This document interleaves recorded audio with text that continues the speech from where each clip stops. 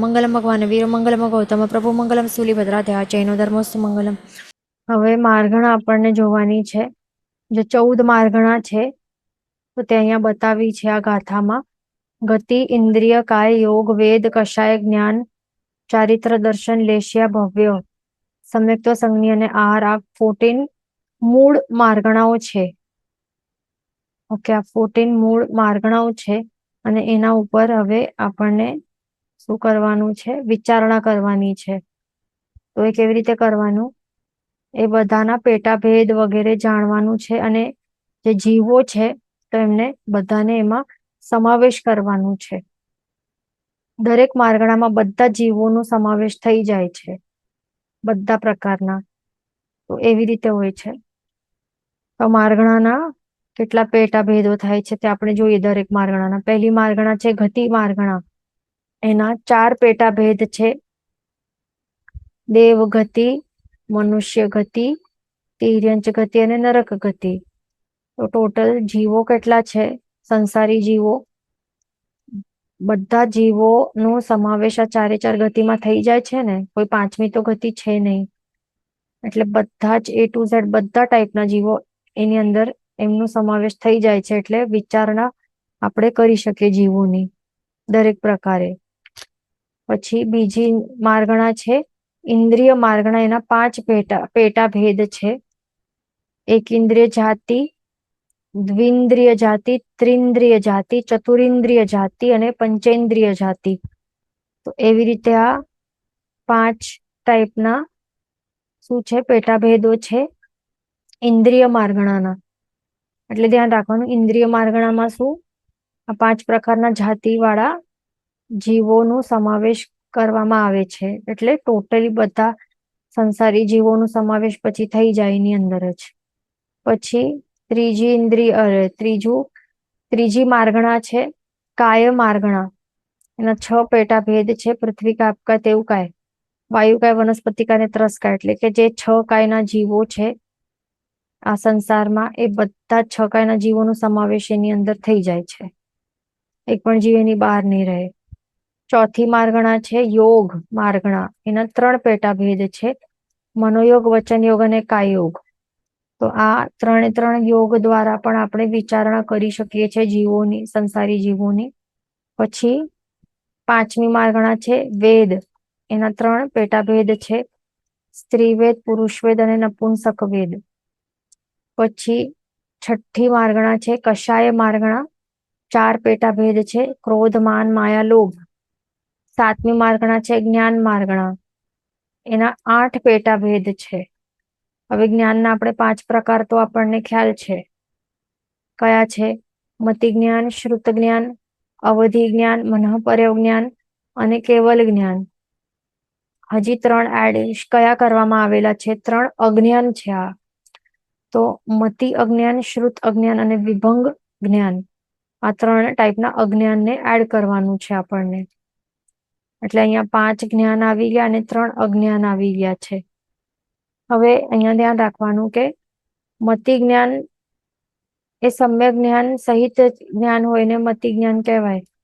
પણ જેના પાસે સમ્યક્ત્વ નહીં હોય, મિથ્યાત્વ હોય, આત્મામાં મિથ્યાત્વ ના અધ્યવસાયો ચાલી રહેલા હોય, અથવા તો મોહનીયનું ઉદય હોય કર્મનું, તો એને મતિ જ્ઞાન છે નહીં કહેવાય, પણ મતિ અજ્ઞાન છે એ કહેવાય છે.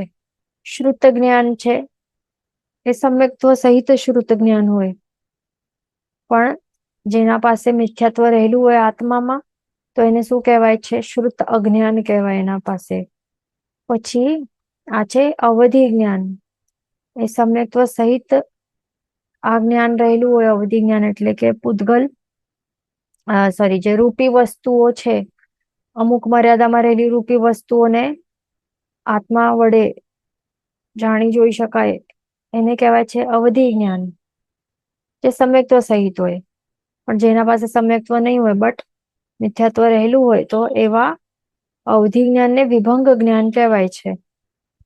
આવું વિભંગ જ્ઞાન કોને હોઈ શકે છે? મિથ્યાત્વી નારકીઓને, મિથ્યાત્વી દેવતાઓને અને મિથ્યાત્વી મનુષ્યોને પણ. અને સંજ્ઞિતિ રેન્જ પંચેન્દ્રિયને પણ આ વિભંગ જ્ઞાન હોઈ શકે છે, એ ધ્યાન રાખવાનું. પણ હવે આપણને લાગશે કે અહીંયા દેખાય છે આ બે ટાઈપના જ્ઞાન, મનઃપર્યો જ્ઞાન અને કેવલ જ્ઞાન, તો એના કઈ ઓપોઝિટ એવા અજ્ઞાન નથી અહીંયા, તો એ નહીં હોય, એ ધ્યાન રાખવાનું. મનઃપર્યો જ્ઞાન છે તો એનું એવું કઈ ઓપોઝિટ નથી, એટલે કોઈ મિથ્યાત્વી હોય તો એને મનઃપર્યો જ્ઞાન એ પ્રગટ નહીં થઈ શકે, એ ધ્યાન રાખવાનું. કારણ કે આ મનઃપર્યો જ્ઞાન ક્યારે હોય? જીવને છઠ્ઠા ગુણ સ્થાનક ઓનવર્ડ્સ હોય, તો પછી જે પણ એવું મિથ્યાત્વી જીવ હોય એ તો પહેલા ગુણ સ્થાનકે રહેલું હોય, તો એને તો કોઈ ચાન્સ જ નથી કે મનઃપર્યો જ્ઞાન પ્રગટ થઈ શકશે જ નહીં, ચાન્સ જ નથી એને. એટલા માટે અહીંયા દેખાય છે કે કોઈ મનઃપર્યો અજ્ઞાન નથી અહીંયા. અને પાંચમું છે કેવળ જ્ઞાન. તો કેવળ જ્ઞાન તો ઓબ્વિયસલી કોને હોય? 13મા ગુણ સ્થાનકે જીવને કેવળ જ્ઞાન પ્રગટ થાય છે. તો જે મિથ્યાત્વી હોય જીવ, એ તો ફર્સ્ટ ગુણ સ્થાનકે રહેલું હોય, તો એને તો બિલકુલ કોઈ ચાન્સ જ નહીં હોય કે કેવલ જ્ઞાન એવું અજ્ઞાન રૂપે પ્રગટ થાય. અને એ પણ કેવલ જ્ઞાન કેવું હોય? લોકાલોક પ્રકાશ નું પ્રકાશ કરનાર એવું આ સર્વોત્તમ એવું અનંત જ્ઞાન રૂપી કેવલ જ્ઞાન હોય, તો એ તો અજ્ઞાનને મટાડનાર એવું છે. આ અજ્ઞાન રૂપી અંધકારને મટાડનાર એવું સૂર્ય સમાન એવું તેજસ્વી કેવલ જ્ઞાન છે, તો એનું કોઈ એવું છે હોય જ નહીં ઓબ્વિયસલી. તો એવી રીતે આપણે શું જોયું કે જ્ઞાનના 8 સબટાઇપ્સ છે જ્ઞાન માર્ગણામાં. તો એવી રીતે 5 જ્ઞાન પ્લસ 3 અજ્ઞાન મળીને જે 8 સબટાઇપ્સ છે, તો તે જ્ઞાન માર્ગણામાં આવે છે. અને એના હિસાબે આપણે બધા જ જીવોને આપણે એની વિચારણા કરી શકીએ છીએ. બધા જીવોનો સમાવેશ પછી આ માર્ગણામાં કરી શકાય છે અને વિચારણા પણ કરી શકાય પછી. ઓકે, નહીં તો સમજો કે આ 3 અજ્ઞાન જો મૂકેલા નહીં હોય, ઓકે, આ 3 અજ્ઞાન જ નહીં હોય, માત્ર 3 જ્ઞાન જ મૂકેલા હોય, આટલું જ હોય જ્ઞાન માર્ગણામાં, સમજો કે આટલા 5 જ્ઞાન જ હોય, તો પછી મિથ્યાત્વી જીવો જે છે, તો એમની વિચારણા કેવી રીતે કરવામાં આવે? પછી મિથ્યાત્વી જીવો પણ તો રહેલા હોય ને, તો પછી એમની વિચારણા કેવી રીતે કરવામાં આવે? એમના પાસે પણ અમુક જ્ઞાન ઉઘાડ તો રહેલું હોય, ભલે એ અજ્ઞાનના ફોર્મમાં રહેલું હોય, પણ ઉઘાડ તો હોય ને, તો એની વિચારણા એ કેવી રીતે કરી શકાય? નહીં કરી શકાય ને, કારણ કે આ 5 જ્ઞાન સમ્યક્ત્વીને જ હોય, તો પછી માત્ર સમ્યક્ત્વીની જ વિચારણા થઈ શકશે. એટલા માટે બધા જીવોને હવે આપણને સમાવેશ કરવાનું છે અને બધાની જ વિચારણા કરવાની છે. તો એટલા માટે આ 3 અજ્ઞાનને પણ મૂકેલું છે આ જ્ઞાન માર્ગણામાં. કારણ માર્ગણા શું છે? આવો શબ્દ એટલે કોઈ પણ એક ટોપિક ઉપર આપણને ઇલેબોરેટ કરવાનું હોય, શોધન કરવાનું હોય, સમજણ હજી વધારે ડિટેલ્ડ આપણને સમજણ જોઈતી હોય દરેક પર્સ્પેક્ટિવથી, દરેક એસ્પેક્ટથી, તો એના માટે આપણને એવા પોઈન્ટ્સ હોય, તો પછી એના દ્વારા એ બધું કવર થઈ જવું જોઈએ. એક ટોપિક કમ્પ્લીટલી કવર થઈ જવું જોઈએ. તો જો આ 3 અજ્ઞાન નહીં હોય મુકાયેલા, તો કમ્પ્લીટ કવર નહીં કરી શકીએ ને ટોપિક કોઈ. ધ્યાન રાખવાનું, કારણ કે મેજોરિટી પાર્ટ ઓફ ધ જીવ એ તો બાકી રહી જશે. એટલા માટે એવી રીતે હોય. પછી હવે 8મી માર્ગણા છે સંયમ માર્ગણા. એના 7 સબટાઇપ્સ છે. શું છે એમાં? આપણને આ 5 ચારિત્ર, 5 ટાઈપ્સ ઓફ ચારિત્ર તો આપણે પહેલા જ ભણ્યા હતા. સામયિક ચારિત્ર, છેદોપસ્થાપનીય ચારિત્ર, પરિહાર વિશુદ્ધિ ચારિત્ર, સૂક્ષ્મ સંપરાય ચારિત્ર અને યથાખ્યાત ચારિત્ર.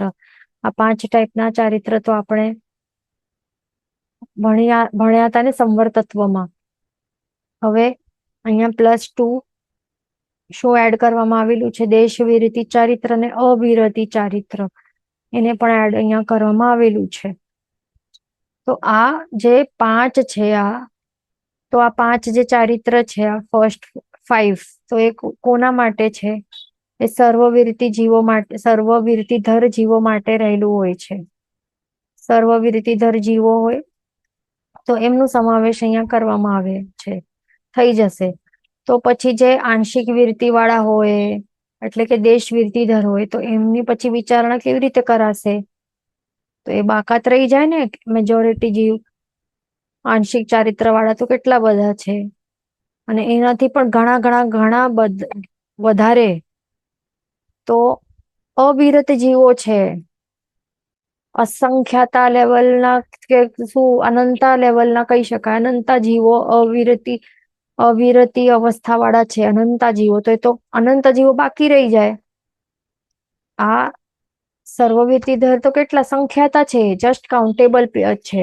તો આટલું એમનું જ સમાવેશ થઈ શકે આ 5 પોઈન્ટ્સ થી. તો હવે બધા જીવો વિશે આપણને વિચારણા કરવી હશે. બધા જ જીવોની અનંતા, ટોટલ અનંતા છે, તો એમની બધાની વિચારણા કરવી હોય તો એ આંશિક વિરતી વાળાને પણ એમને પણ અહીંયા એડ કરવું પડશે. અને અવિરતીધર જે હોય, અવિરતી વાળા, એટલે એવા અનંતા જીવોને પણ એડ કરવું પડશે. તો પછી બધા જીવોનો સમાવેશ થઈ શકશે આ સંયમ માર્ગણામાં. ઓકે, એટલા માટે બંનેને એડ કરવામાં આવેલું છે. દેશ વિરતીધર, આંશિક વિરતી વાળા જે છે તે, અને અવિરતી ચારિત્ર એટલે કેવા? જે વિરતી વગરના છે. ઓકે, જેમણે પાપને રોક્યું નથી, આંશિક રીતે પણ રોક્યું નથી, સર્વ રીતે તો રોક્યું જ નથી, પણ આંશિક રીતે પણ રોક્યું નથી, એવા 1st to 4th ગુણ સ્થાનક વાળા આટલા બધા અનંતા જીવો અહીંયા એમાં આવી જશે. આમાં 5th ગુણ સ્થાનક વાળા આવી જાય. અને આટલા 1st થી 5 કયા 6th ઓનવર્ડ્સ ગુણ સ્થાનક વાળા બધા આવી જાય. પણ કેટલા હોય? સંખ્યાતા હોય, યથાયોગ્ય એવી રીતે. પછી 9th માર્ગણા છે દર્શન માર્ગણા. એના 4 પ્રતિભેદ છે. શું છે આ? ચક્ષુદર્શન, અચક્ષુદર્શન, અવધિ દર્શન અને કેવલ દર્શન. એના દ્વારા બધા જીવોનો સમાવેશ કરવામાં આવી જાય છે. 10મું માર્ગણા છે લેશિયા માર્ગણા. એના 6 પ્રતિભેદ છે. એ શું છે? કૃષ્ણલેશિયા, નીલલેશિયા, કાપોતલેશિયા, તેજોલેશિયા, પદ્મલેશિયા અને શુક્લલેશિયા. આ 6 પ્રકારની લેશિયાઓ રહેલી હોય. ઓકે, તો એવી રીતે બધા જીવોની વિચારણા કરી શકાય છે આ 6 પોઈન્ટ્સ દ્વારા. પછી 11મી માર્ગણા છે ભવ્ય માર્ગણા. 2 પ્રતિભેદ છે, ભવ્ય અને અભવ્ય. તો આવી રીતે ભવ્ય અને અભવ્ય, આ 2 જે પોઈન્ટ્સ દ્વારા બધા જીવોને ની વિચારણા કરી શકાય છે. હવે આપણને લાગશે અરે જાતિ ભવ્ય જીવો ક્યાં છે? તો એ પણ જાતિ થી ભવ્ય જ છે ને, તો ભવ્યમાં આવી જશે જાતિ ભવ્ય જીવો. ઓકે, પછી 12મી માર્ગણા છે સમ્યક્ત્વ માર્ગણા. 6 પ્રતિભેદ છે. તો એમાં આપણને દેખાય છે કે ઉપશમ સમ્યક્ત્વ, ક્ષોપશમ સમ્યક્ત્વ અને ક્ષાયિક સમ્યક્ત્વ. પછી મિશ્ર સમ્યક્ત્વ, સાસ્વાદન સમ્યક્ત્વ અને મિથ્યાત્વ. તો અહીંયા શું છે? અહીંયા આપણે એને શું કહેવાનું? મિશ્ર દૃષ્ટિ કે મિશ્ર સમકીર્તિ કે મિશ્ર દૃષ્ટિ સમ્યક્ત્વ, એવી રીતે પણ કહી શકાય. એ 3જા ગુણ સ્થાનકનું પણ નામ છે. અને આ 5મું છે સાસ્વાદન સમ્યક્ત્વ. 2જા ગુણ સ્થાનકનું નામ છે આ સાસ્વાદન સમ્યક્ત્વ. અને આ 6થું શું છે? મિથ્યાત્વ. તો મિથ્યાત્વ સમ્યક્ત્વ છે જેને ઓપોઝિટ વસ્તુ જ ઓપોઝિટ છે, પદાર્થ જ ઓપોઝિટ છે. અહીંયા આપણને લાગે કે કોઈ મિશ્ર દૃષ્ટિ, એવી રીતે મિશ્ર સમ્યક્ત્વ જો અહીંયા આવે, ક્યાંક આપણને વાંચવામાં એવું આવે તો શું આવે? મિશ્ર દૃષ્ટિ એવી રીતે આવે. પણ જો સમજો મિશ્ર સમ્યક્ત્વ આવું શબ્દ આવે તો સમજવાનું કે માર્ગણાના હિસાબે આવેલું હશે, એ ધ્યાન રાખવાનું. પણ સમ્યક્ત્વનો પ્રકાર નથી અહીંયા, આ ધ્યાન રાખવાનું. આ બધા શું છે? આ પ્રકાર નથી, આ પ્રતિભેદ છે. અહીંયા ખાસ ધ્યાન રાખવાનું છે. આ શું છે?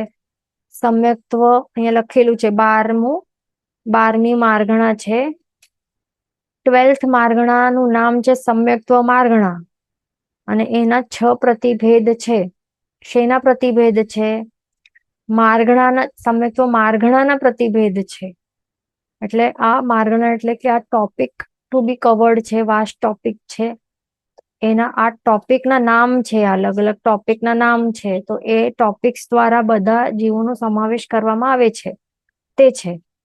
બટ શું નથી? આ સમ્યક્ત્વના આ 6 પ્રકાર નથી કઈ. એટલે અહીંયા ગડબડ નહીં કરવાની. હવે ક્વેશ્ચન આવે કે સમ્યક દર્શનના પ્રકાર કેટલા અને શું, તો કોઈ મિથ્યાત્વ લખી લેશે તો એકદમ રોંગ છે. માઇનસમાં આવશે, પછી માઇનસ માર્ક્સ આવી જાય. કારણ કે શું છે, આ મિથ્યાત્વ અને સમ્યક્ત્વ તો ઓપોઝિટ વસ્તુઓ છે, ટોટલી ઓપોઝિટ વસ્તુઓ છે. જેના પાસે મિથ્યાત્વ એના પાસે સમ્યક્ત્વ નહીં હોય, જેના પાસે સમ્યક્ત્વ એના પાસે મિથ્યાત્વ નહીં હોય, એવું છે. એટલે આ સમ્યક્ત્વના 6 પ્રકાર નથી, પણ સમ્યક્ત્વ માર્ગણાના આ 6 ટોપિક્સ છે, આ પ્રતિભેદ છે. એવી જ રીતે અહીંયા દેખાય છે કે ભવ્ય માર્ગણાના 2 ટોપિક્સ છે, આ ભવ્ય અને અભવ્ય. અને ભવ્ય જીવના કઈ એવી રીતે નહીં સમજવાનું કે ભવ્ય જીવના આ 2 પ્રકાર છે, ભવ્ય અને અભવ્ય. ભવ્ય તો ભવ્ય જ હોય ને, ભવ્ય ના અભવ્ય આ બંને ઓપોઝિટ વસ્તુઓ છે. એટલે અહીંયા ગડબડ નહીં કરવાનું આપણને. ઓકે, ધ્યાન રાખવાનું. તો અહીંયા આપણને દેખાય છે કે સમ્યક્ત્વના 3 અહીંયા જે પ્રકાર છે, તો તે અહીંયા બતાવ્યા છે. ઉપશમ સમ્યક્ત્વ, ક્ષયક્ષમ સમ્યક્ત્વ અને ક્ષયિક સમ્યક્ત્વ. અને સાસ્વાદન સમ્યક્ત્વ પણ એનું સમ્યક્ત્વનું પ્રકાર છે. આ 4 પ્રકાર સમ્યક્ત્વના પ્રકાર બતાવ્યા છે. પણ અહીંયા એક અલગ મિશ્ર દૃષ્ટિ બતાવી છે, એટલે કે એમાં શું હોય, રુચિ પણ નહીં હોય અને અરુચિ પણ નહીં હોય. જીનિશાસન જે છે, જીનેશ્વર કથિત પ્રરૂપિત જે ધર્મ છે, એના ઉપર રુચિ પણ નહીં હોય અને અરુચિ પણ નહીં હોય, એવું મિશ્ર હોય. અને મિશ્ર દૃષ્ટિ જીવો કહેવાય છે, મિશ્ર દૃષ્ટિ પણ કહેવાય. અને આ છઠ્ઠું છે મિથ્યાત્વ. એટલે એબ્સેન્સ ઓફ સમ્યક્ત્વ ઇઝ મિથ્યાત્વ. એટલે જીન કથિત જે પણ હોય છે તત્વ, એનાથી તદ્દન વિપરીત પ્રરૂપણા, તદ્દન વિપરીત સમજણ કે માન્યતા, એને મિથ્યાત્વ કહેવાય છે. ઓકે, ધ્યાન રાખવાનું. તો આ જ પોઈન્ટ દ્વારા આપણને ખ્યાલ આવી ગયું હશે કે અહીંયા પણ જે આપણને દેખાયું કે જ્ઞાનના 8 પ્રકાર નથી, પણ જ્ઞાન માર્ગણાના 8 પ્રતિભેદ છે. સિમિલરલી સંયમ જે છે, સંયમના આ 7 પ્રકાર નથી, પણ 7 સંયમના માર્ગણાના આ 7 પ્રતિભેદ છે. કારણ કે સંયમ અને અવિરતિ શું છે, ઓપોઝિટ છે વસ્તુઓ. ઓકે, એટલે આ પોઈન્ટ ખાસ ધ્યાન રાખવાનું છે બધાને. આગળ ચાલશું. હવે 13th માર્ગણા છે સંઘની માર્ગણા. એના 2 પ્રતિભેદ છે, સંઘની અને અસંઘની. તો એના દ્વારા બધા જીવોનો સમાવેશ થઈ જાય. 14th અને 14મી અને છેલ્લી માર્ગણાનું નામ છે આહાર માર્ગણા. એના 2 પ્રતિભેદ છે, આહાર અને અનાહાર. તો આહારી જીવો જે છે અને અનાહારી જીવો, હવે એનો વિશે બધા માર્ગણા વિશે અહીંયા સંક્ષિપ્ત અર્થ અહીંયા બતાવશે. ઓકે, તો દરેક માર્ગણામાંથી કોઈ પણ એક મૂળ માર્ગણામાં સર્વ સંસારી જીવોનો સમાવેશ થઈ જાય છે.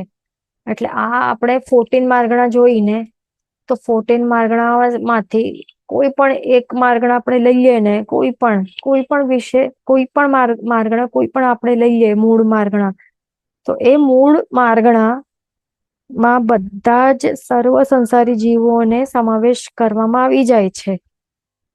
એવી રીતે એના પ્રતિભેદો લેવામાં આવેલા છે શાસ્ત્રમાં. એટલા માટે ધ્યાન રાખવાનું. હવે જે આ 14 માર્ગણા છે, એના ટોટલ આપણે જે પ્રતિભેદો કરીએ, ટોટલ અપ કરીએ તો 62 થાય છે. તો 62 પ્રતિભેદો છે. એના સંક્ષિપ્ત અર્થ હવે આપણે સ્ટાર્ટ કરશું. પહેલી મૂળ માર્ગણાનું નામ શું છે? ગતિ માર્ગણા. એના 4 પ્રતિભેદ છે. પહેલું પ્રતિભેદ કયું છે? દેવગતિ. બીજું છે મનુષ્ય ગતિ. ત્રીજું છે તિર્યંચ ગતિ અને ચોથું છે નરક ગતિ. તો દેવગતિની અંદર કયા કયા જીવો આવી જશે? જે દેવ ગતિ જે છે એમાં જે 4 નિકાયના દેવો છે, સૌથી નીચલા કોણ હોય?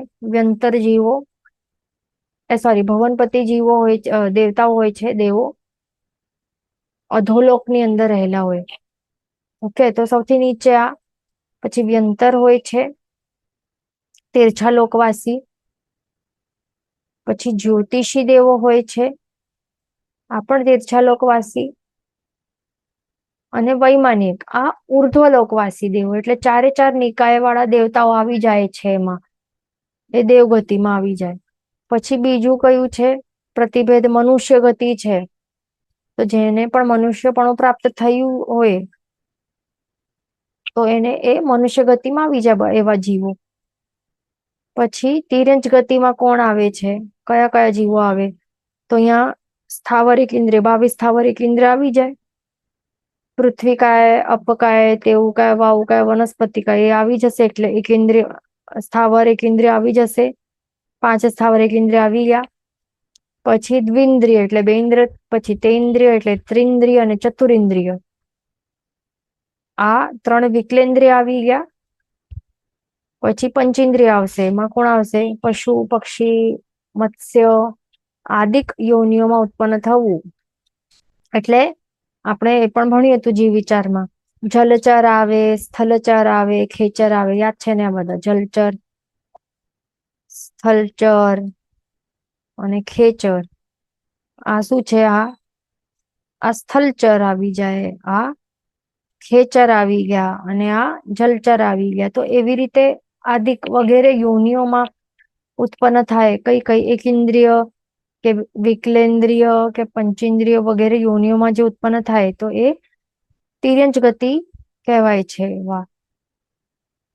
અને પછી ચોથું કયું છે? નરક ગતિ. એમાં શું આવે છે? રત્નપ્રભા આદિ 7 પૃથ્વીઓમાં નારકી પણ ઉપજવું, તે નરક ગતિ.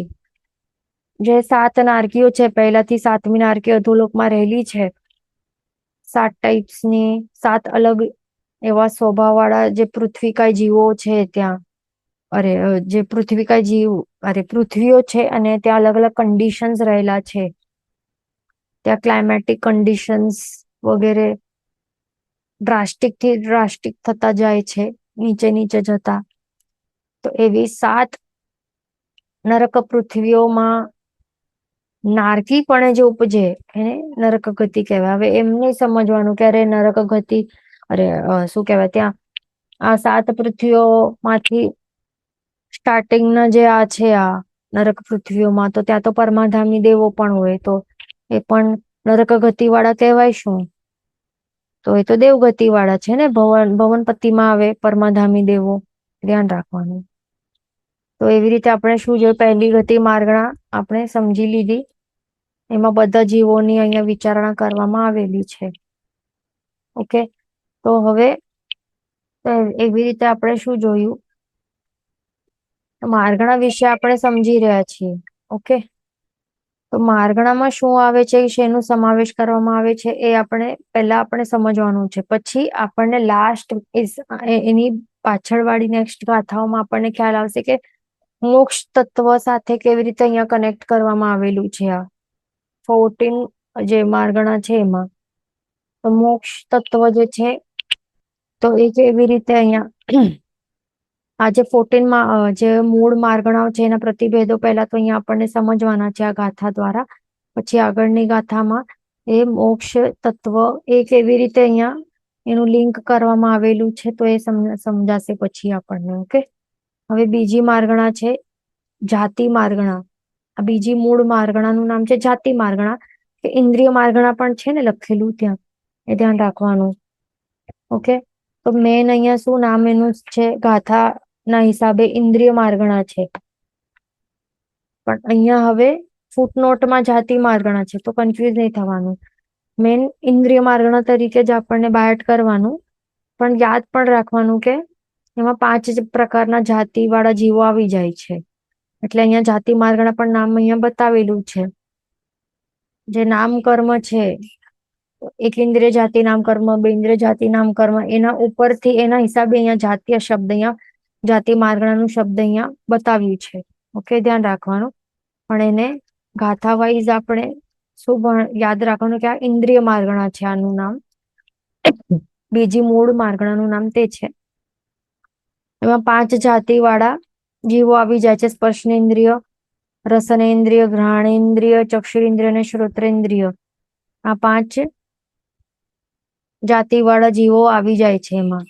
ઓકે, જે આ 5 ઇન્દ્રિયો છે એમાંથી અનુક્રમે એક ઇન્દ્રિય, 2 ઇન્દ્રિય, 3 ઇન્દ્રિય, 4 ઇન્દ્રિય, 5 ઇન્દ્રિય વાળા જીવ તે આ એકેન્દ્ર જાતિ, દ્વિન્દ્રિય જાતિ ઇત્યાદિ યાવત પંચેન્દ્રિય જાતિ કહેવાય છે.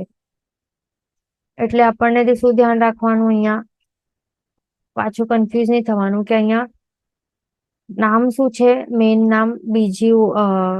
બીજી મૂળ માર્ગણાનું મેન નામ શું છે? ઇન્દ્રિય માર્ગણા છે ને. અને ઇન્દ્રિય માર્ગણા છે, પણ એના એવી રીતે નહીં સમજવાનું કે એના પેટાભેદ કોઈ લખી આવશે. એના પેટાભેદ શું લખશે કે આ 5 ઇન્દ્રિયોના નામ લખી દેશે. તો 5 ઇન્દ્રિયોના નામ કોઈ લખશે તો એકદમ રોંગ આવશે. એ ધ્યાન રાખવાનું. કેમ? કારણ કે આ ઇન્દ્રિયોના નામમાં શું, ઇન્દ્રિય તો પૂતગલ છે ને. અહીંયા આપણને જીવોનું સમાવેશ કરવાનું છે. અહીંયા એની વિચારણા કરવાની છે. ઓકે, એટલે એ ઇન્દ્રિય વાળા જે જીવો છે, એવી જાતિ વાળા જે જીવો છે એ છે પ્રતિભેદ એનું. ઓકે, એટલે શું, ઇન્દ્રિય માર્ગણામાં આ 5 ઇન્દ્રિયોના નામ લખી આવીએ તો રોંગ થશે. પણ શું આવશે? 5 શું નામ લખવાના ઇન્દ્રિય માર્ગણામાં? આ લખવાનું છે આપણને: એક ઇન્દ્રિય જાતિ વાળા જીવો, 2 ઇન્દ્રિય જાતિ વાળા જીવો, 3 ઇન્દ્રિય જાતિ વાળા જીવો, 4 ઇન્દ્રિય જાતિ, પંચેન્દ્રિય જાતિ વાળા જીવો. એટલે આ 5 જાતિ લખવાની છે આપણને. ઓકે, પણ ઇન્દ્રિયોના નામ નથી લખવાના. સ્પર્શનેન્દ્રિય, રસનેન્દ્રિય, ઘ્રાણેન્દ્રિય, ચક્ષુરેન્દ્રિય એ નથી લખવાનું. એ ખાસ ધ્યાન રાખવાનું, રોંગ આવશે. ઓકે, 5 ઇન્દ્રિય જાતિ, 5 શું કહેવાય, 5 ઇન્દ્રિયો વાળા જે જાતિ વાળા જે જીવો છે એ નામ અહીંયા એ 5 જાતિઓ લખવાની છે. ગડબડ નહીં કરવાનું. ઓકે, પછી હવે ત્રીજી મૂળ માર્ગણા છે કાય માર્ગણા. એમાં શું આવશે? 6 કાયના જીવો આવશે બધા. 6 કાય વાળા કયા જીવો છે? પૃથ્વી કાય, અપકાય, તેવકાય, વાયુકાય, વનસ્પતિકાય અને ત્રસકાય. 6 કાય વાળા જીવો બધા અહીંયા એમાં આવશે. ધ્યાન રાખવાનું. કાય માર્ગણા. કાય આ શબ્દનું મિનિંગ શું થાય છે? કાય એટલે કે શરીર, એટલે પાણી, પૃથ્વી રૂપી શરીર જે જીવોના છે, કે પાણી રૂપી જેના શરીર છે એવા જીવો છે, કે અગ્નિ રૂપી શરીર છે, કે કોઈ જીવોના વાયુ રૂપી એવા શરીર છે, કોઈના વનસ્પતિ રૂપે શરીર છે. તો એવા ટાઈપના આ 5 એકેન્દ્ર જીવો, આ 5 એકેન્દ્ર સ્થાવર જીવો જે છે એવા રિસ્પેક્ટિવ એવા ટાઈપના એના શરીરો છે. અને બીજા કોણ છે? અહીંયા દેખાય છે આટલા: પૃથ્વી, આપકા, તેવકા, વાયુકા, વનસ્પતિકા. આ 5 તો કોણ છે? કેન્દ્રિય જ છે. આ 5 સ્થાવર એકેન્દ્રિય જીવો જ છે. અને છઠ્ઠા કોણ છે? અહીંયા ત્રસ્કાય. તો ત્રસ્કાયમાં બધા આવી જાય જે પણ પોતાના ઈચ્છા મુજબ હાલી ચાલી શકે છે એવા ટાઈપના શરીર જેને પ્રાપ્ત થયા છે, ત્રસ્કાયમાં આવી જશે બધા જીવો.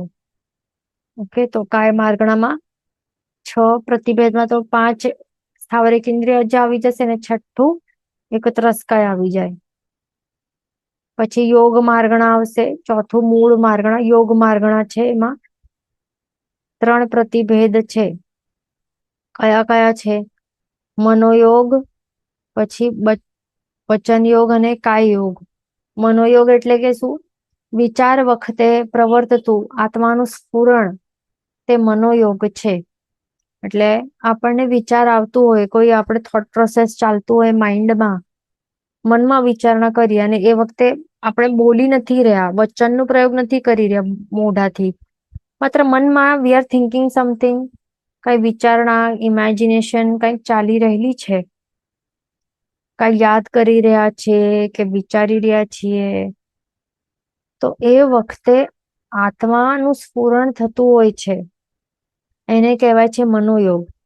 આત્મામાં રહેલી જે શક્તિ હોય છે કે જે વીર્ય હોય છે એનો ઉપયોગ શું કરવામાં યુઝ થાય છે? વિચાર કરવા માટે યુઝ કરે છે આત્મા, તો એને કહેવાય છે મનોયોગ. પછી સેકન્ડ યોગ છે વચન યોગ. એટલે શું? વચનોચ્ચાર વખતે પ્રવર્તતું આત્માનું સ્ફુરણ તે વચન યોગ કહેવાય છે. એટલે કે શું? જ્યારે કોઈ વચન આપણે બોલી રહેલા હોય, ભાષા બોલી રહેલા હોય છીએ, તો એ વખતે વચનોચ્ચાર એટલે વચન નું ઉચ્ચારણ એટલે કઈ બોલી રહ્યા છે મોઢાથી શબ્દો કે આવાજ કે જે પણ, એ વખતે આત્માનું જે સ્ફુરણ થાય એને વચન યોગ કહેવાય. એટલે કે આત્મામાં રહેલી જે શક્તિ કે વીર્ય છે એનું ઉપયોગ વચન દ્વારા બોલવામાં યુઝ થતું હોય છે, તો એને કહેવાય છે વચન યોગ. પછી કાય યોગ એટલે કે શું? કાયાની સ્થૂલ કે સૂક્ષ્મ ચેષ્ટાથી પ્રવર્તતું આત્માનું સ્ફુરણ તેને કાય યોગ કહેવાય છે.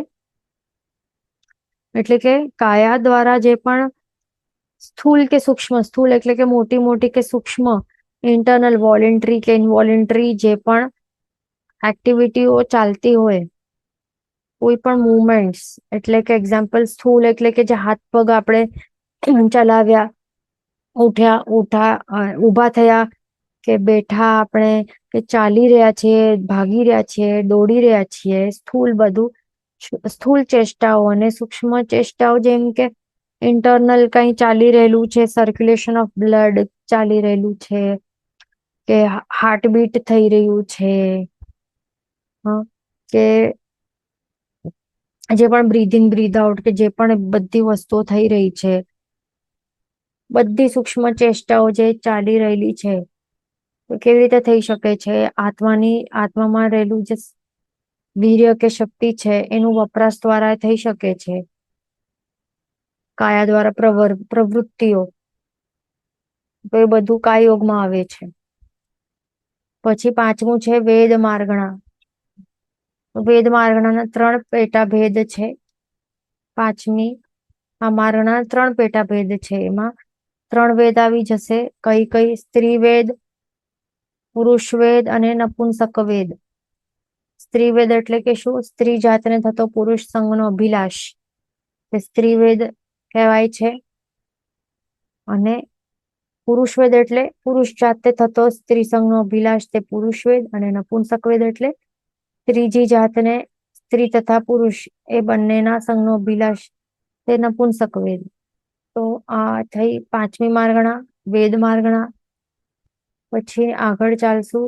છઠ્ઠી મૂળ માર્ગણા છે કષાય માર્ગણા. 4 પ્રતિભેદ છે એના. શું આવે? ક્રોધ, માન, માયા, લોભ. હવે આ કષાય માર્ગણા પણ એને એક અલગથી એવું કંઈક તો ઇમ્પોર્ટન્ટ હશે એટલા માટે એને એક અલગ જ માર્ગણા, એક મૂળ માર્ગણા તરીકે એનું નામ એને આપેલું છે ને, એક સ્થાન કષાય માર્ગણાને. તો એનું રીઝન શું છે? કે કષાયો જ્યારે પણ જીવ કરતો હોય છે ને, કષાય એટલે ક્રોધ, માન, માયા, લોભ, આ કષાયો છે. તો જ્યારે પણ કરે ને તો ત્યારે નવા નવા, સમજો કે ક્રોધ કરે તો નવા ક્રોધ કષા ચારિત્ર મોન્ય કર્મો નવા નવા એ બાંધતો જાય છે, એ નવા બંધાય જ છે. ઓકે, તો એવી રીતે એ જે થતું હોય છે ને એના કારણે, અને એ એક મોટું રીઝન છે, સંસાર વધારનાર એક મોટું રીઝન છે આ કષાયો. ક્રોધમાન માયાલોભ કષાય બહુ મોટું રીઝન છે. એના કારણે એને જ સ્પેસિફિકલી એક મૂળ માર્ગણા તરીકે એમને એવું સ્થાન આપવામાં આવેલું છે. વિચારવા જેવું છે એટલે. અને આ 4 કષાયો છે શું? ક્રોધમાન માયાલોભ એક્ઝેક્ટલી છે શું? તો તે આપણા ઇમોશન્સ કહેવાય ને, ફિલિંગ્સ કે ઇમોશન્સ, તે જ છે. અલગ અલગ ટાઈપની ફિલિંગ્સ કે ઇમોશન્સ આવે. જેમ કે જો સમજો કે આપણને ખેદ, ઈર્ષ્યા, ગુસ્સા એવા ટાઈપનું ઇમોશન્સ કે ફિલિંગ્સ આપણને ફીલ થયા, જેલસી ફીલ થઈ રહી છે, એવા ટાઈપની ફિલિંગ કે કોના ઉપર જેલસી ફીલ થઈ રહેલું છે કે ખેદ થાય છે કોના ઉપર, કે ગુસ્સો આવી રહ્યો છે, એવા ટાઈપનો ફિલિંગ કે ઇમોશન આવે તો એને એ કહેવાય છે કે હા, આ ક્રોધ કષાય નું ઉદય છે. અને ઉદયમાં એ નવા નવા અવશ્ય શું કરે છે, નવા નવા ક્રોધ કષાય ચારિત્ર મોહનીય કર્મોનું બંધ કરતો જાય છે. એટલે ઉદય પણ ચાલે છે, પ્લસ એ જીવ શું કરે છે, કશાયનો ત્યાગ કરતો નથી. ગુસ્સો જે ઉદય જેનું ચાલુ છે એમાં એ ઇન્વોલ્વ થઈને ગુસ્સો જ કરે છે, કે સંભાવ કરવાનું ટ્રાય નથી કરતો ત્યાં. એના કારણે પછી શું કરશે, બેઠા બેઠા નવા નવા આ ક્રોધ કશા ચારિત્ર મુન્ય કર્મો બાંધતો જાય. જેવા ઇન્ટેન્સિટી વાળો ક્રોધ એ ઇન્ટેન્સિટી વાળા શું કરે, એ ઇન્ટેન્સિટી વાળા એ રસવાળા આવા એ નવા કર્મો બાંધતો જાય છે. પછી સમજો કે આપણને એક સુપિરિયોરિટી કોમ્પ્લેક્સ ફીલ થાય છે, કે ગર્વની લાગણી થઈ રહી છે, કેવા ફિલિંગ્સ કેવા ઇમોશન્સ આવી રહ્યા છે કે હું તો કંઈક ઉપર છું આ બીજા કરતા, કે અથવા તો મારા આ ટેલેન્ટ છે તો કેટલું સરસ ટેલેન્ટ છે, કે જે પદવી સ્ટેટસ એક્સેટ્રા જે મદ કોઈ પણ વસ્તુ પર થઈ રહ્યું છે, કોઈ પણ એવા ટાઈપની ગર્વની ફિલિંગ આવી તો એ કહેવાય છે માન કશાય કહેવાય છે. પછી છળ કપટની લાગણી થાય તો તેને માયા.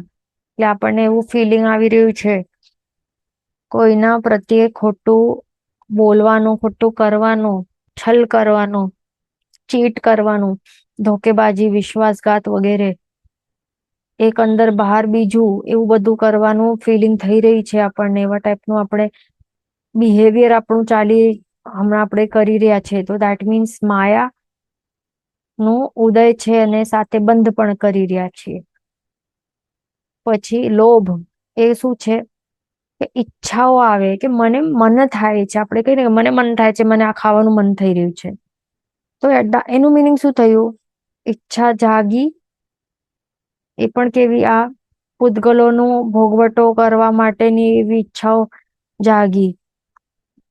અથવા તો વ્યક્તિ કે વસ્તુઓ ઉપર એનું સંગ્રહ કરવા, કે એના પ્રત્યે એવી મમતાની લાગણી આપણને ફીલ થાય. એક તૃષ્ણા જાગે છે કે મને આ જોઈએ જોઈએ, એવા ટાઈપનું જે અંદરથી એવું ઈચ્છા પ્રગટ થાય, તૃષ્ણા જાગે ને તો સમજી લેવાનું કે મારું હમણાં લોભ કશાયનું ઉદય છે. અને એમાં આપણે જો એમાં વહેતા ચાલ્યા જઈએ, એટલે કે એને સ્ટોપ કરવા ટ્રાય નહીં કરીએ, કંટ્રોલ કરવા ટ્રાય નહીં કરીએ, but if you go along with the flow, કે આવું ફીલ થઈ રહ્યું છે, આપણે એ ફીલ કરતા જઈએ તો શું થાય, નવા નવા નવા નવા લોભ કશાયો નું બંધ પણ કરતા જઈએ. એવું આ સીન છે એમાં. એટલે ધ્યાન રાખવાનું કે ઈચ્છાઓ જે છે ને, મારી આ ઈચ્છા છે, મને આ જોઈએ, તે જોઈએ, કેટલાનું શું હોય, ગોલ્સ હોય ને, ગોલ્સ 5 years ના ગોલ્સ હોય, તો એ બધું શું છે, આ ઈચ્છા જ છે, લોભ છે, બીજું કઈ નથી. કેટલાને એ મોટિવેટિંગ ફેક્ટર લાગે, જીવન જીવવા માટેનું મોટિવેટિંગ ફેક્ટર લાગે ને. 5 years ના ગોલ છે કે 1 year માં હું અહીંયા પહોંચીશ, 2 yearsમાં પછી હું આ સેલેરી સુધી પહોંચીશ, કે આટલું બિઝનેસનું આટલું પ્રોફિટ કમાવીશ, પછી આ વસ્તુઓ લઈશ, ત્રીજા વર્ષે આ, પાંચમા અને ચોથા ને પાંચમા સુધી અહીંયાથી અબ્રોડ ચાલ્યો જઈશ, આ ઘર લઈ લઈશ. એવા બધા હોય ને 5 years ગોલ્સ હોય, કોઈના 10 years ગોલ્સ હોય. આ તો એક એક્ઝામ્પલ છે. બીજાના એવા ફરવાના, અહીંયા ત્યાં ફરવાના બકેટ લિસ્ટ હોય, લાઈફના બકેટ લિસ્ટ, કે આ બધું મને પૂરો કરવાનું છે. એ બધી એ શું છે, આ લોભ છે, આ ઈચ્છાઓ છે, તૃષ્ણા છે, કે મને આ કરવાનું છે, તે કરવાનું, ભોગવટા કરવાના છે પોતગલોના. એ બધું લોભ છે. એટલે બધું આપણને કરાય નહીં.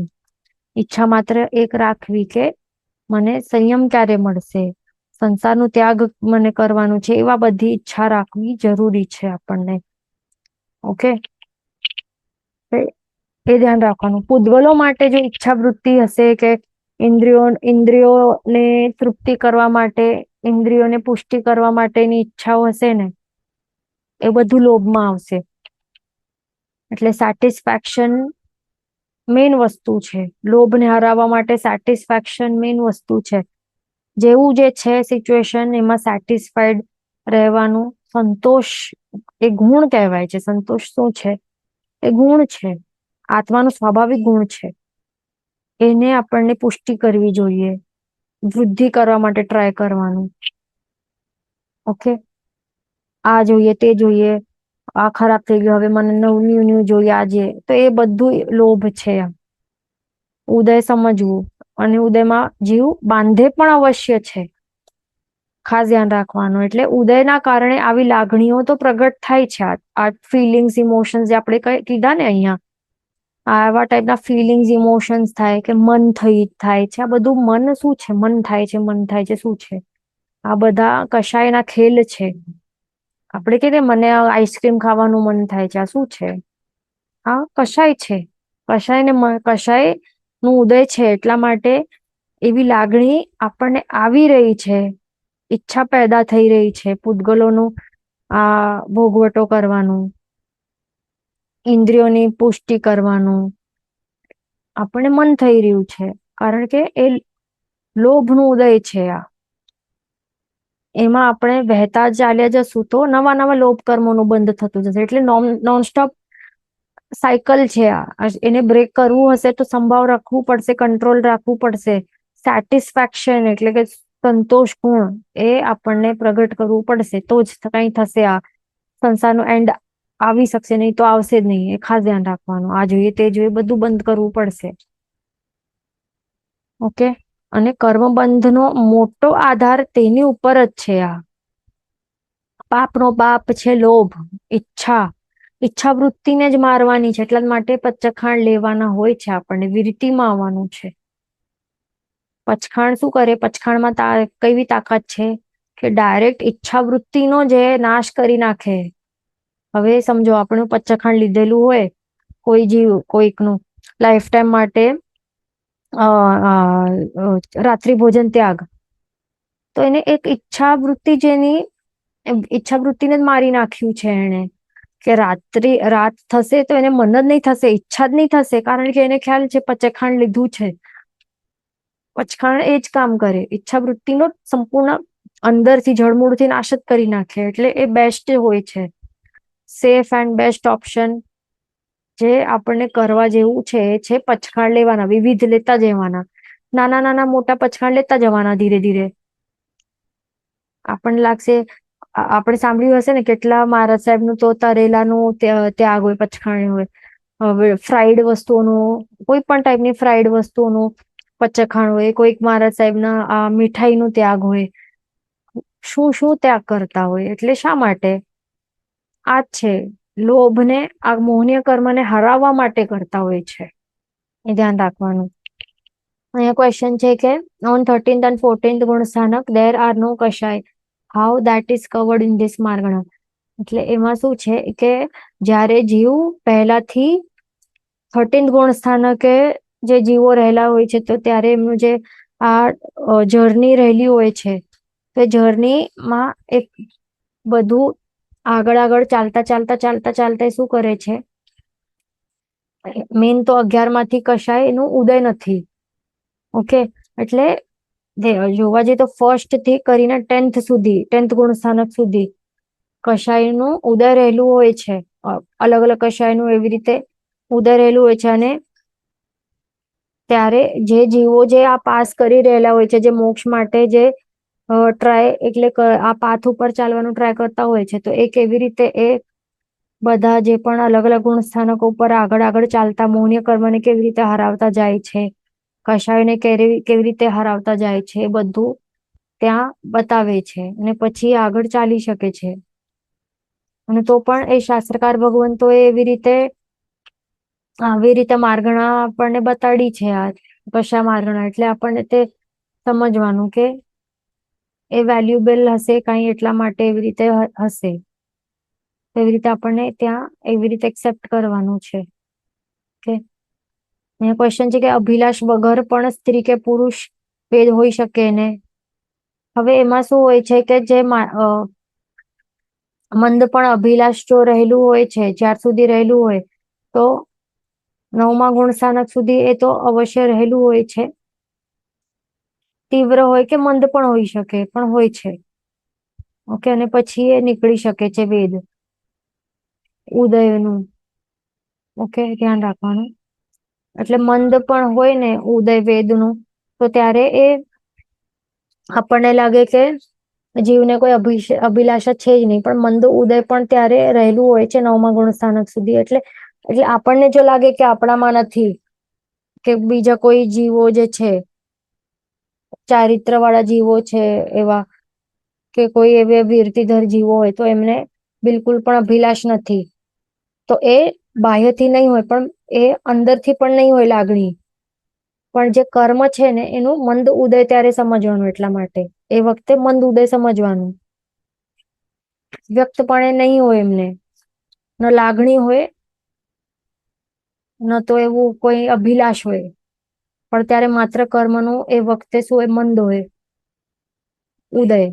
પણ ઉદય 9મા ગુણસ્થાનક સુધી રહેલું હોય છે, એ ખાસ ધ્યાન રાખવાનું. ઓકે, અને એવી જ રીતે જે પણ અભિલાષ વગેરે એને દબાવતા દબાવતા ત્યાગ કરતા કરતા જ આપણે આગળ વધી શકીએ છીએ. એના જ પ્રેક્ટિસ દ્વારા જ આપણે ગુણસ્થાનકમાં આગળ આપણે વધી શકશું. એટલે જે ઇન્ટેન્સ એવું હોય ને ઉદય, તો એને આપણને કંટ્રોલ કરીને મંદમાં આપણને એ કરવાનું, તો આપણે આગળ વધી શકીએ. એટલે એ જ આપણને કન્વર્ટ કરતા જવાનું છે કે ઇન્ટેન્સ ઉદયને દબાવીને મંદમાં આપણને કરવાનું. એટલે મેન શું છે એનું મિનિંગ, કે અભિલાષાને તોડવાનું છે અહીંયા. જેનું વચન વિરુદ્ધ બોલાય તો મિચ્છામિ સર્વમંગલ માંગલ્યમ સર્વકલ્યાણ કારણ પ્રધાનમ સર્વધર્માણમ જન્મ જયતિ શાસનમ પ્રણામ.